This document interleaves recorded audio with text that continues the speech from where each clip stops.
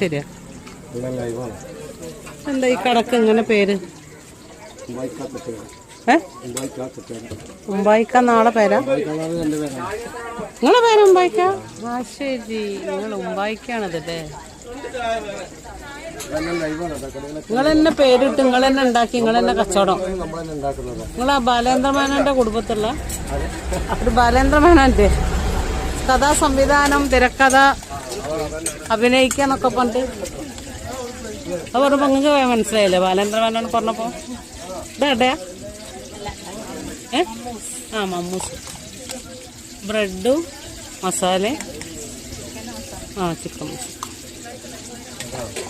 ഇത് അവസാനം തന്നെ